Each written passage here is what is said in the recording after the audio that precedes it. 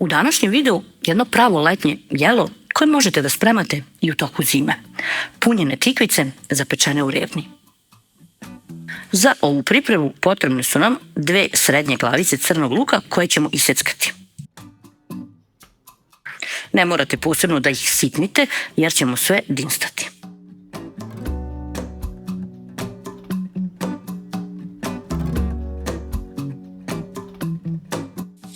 U luku dodajem 30 do 50 ml ulja, zatim ga malo posolim, prstohvat 2 soli kako bi u toku prženja ispustio vodu i nosim na vatru. Pržimo luk na srednjoj vatri. Zbog dodavanja soli ispustio je vodu. Nastavljamo da pržimo dok sva voda ne ispari. Voda je isparila i luk se sada polako prži. Nekome je ovo sasvim dovoljno i ovako dodaje luk u meso, ali meni nije. Mi ne volimo kada se luk vidi i oseti, zato ja dodajem još 50 ml vode i ostavljam da se luk dodatno skuva u ovoj vodi, pa ću posle malo da ga ispržim.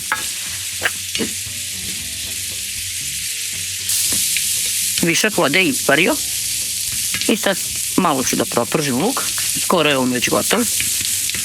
Kada ovako blago požuti, možete da ga skidate sa vatre. Sledeće što radim je da pravim nadev. Ovdje imam 600 grama mešanog mlevenog mesa.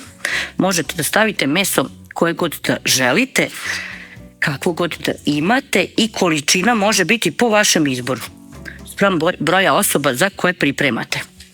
Sad, dodajem 1 kašiku suvog začina. Ovo je suvi začin koji ja pravim, sušeno povrće, sameljem u blenderu i dodam so. I to je sve. Dodajem zatim i 1 kašiku crveno mlevene paprike, domaća, i pola kašike bibera. Biber dodajete onoliko koliko vi volite. A mi volimo. Zatim prstohvat 2 soli, a onda i 1 malu šolju pirinča. Ovo je šolja od 150 ml. Pirinač operete i dodate. Sad promešamo ovo malo sve zajedno. Neko dinsta meso, neko ne. Za ovu pripremu se ne dinsta. A posle ćete vidite zašto.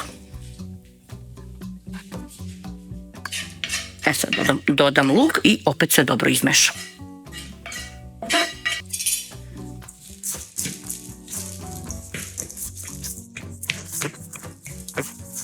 Da mi se sve poveže, ja dodajem 50 ml vode. Ovaj deo može i ne mora. Meni je ovako jednostavnije i ceo film mi se bolje poveže. Možete da dodate i 1 celo jaje. Nadev smo napravili.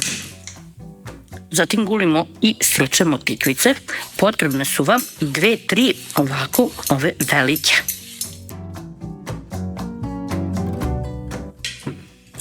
Uzmete zatim pleh i sečete tikvicu na visinu pleha, pa malo manje.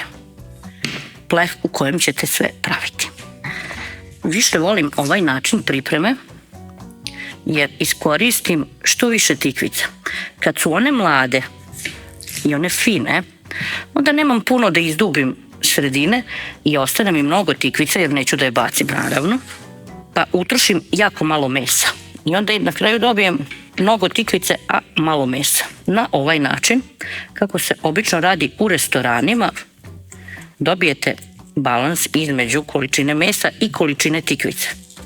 Ovako nožem najjednostavnije je da sve izdubite. Sad kad ovako dobijete izdubljenu tikvicu, samo je stavite u pleh i nastavljate. Možete ovako, kako je kome lakše, a možete i ovako.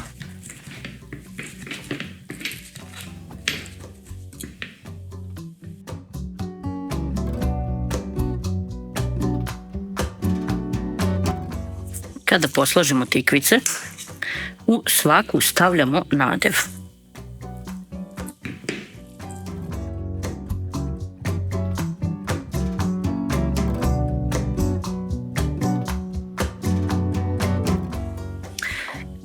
Kada napunite tikvice, preostalo meso oblikujte u ćufte.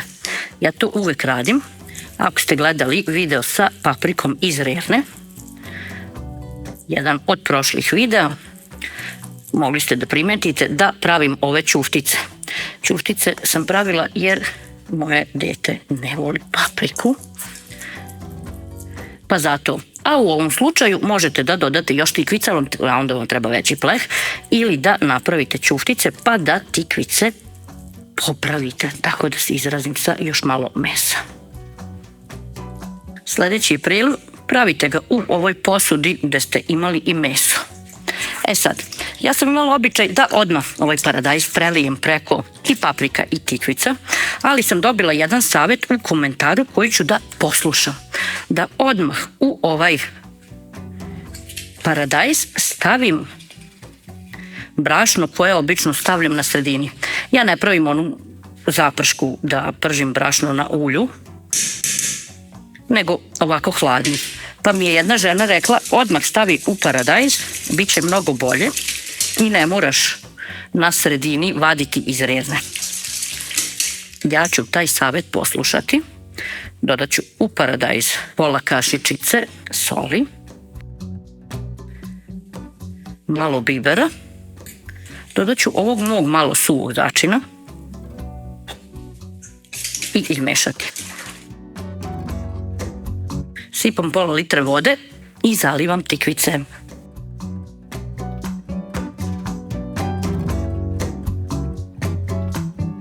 Zaboravih reći, uključila sam Renu da se zagreje na 200 stepeni. Pola litre vode, pola litre paradajza. Uzimamo sad foliju.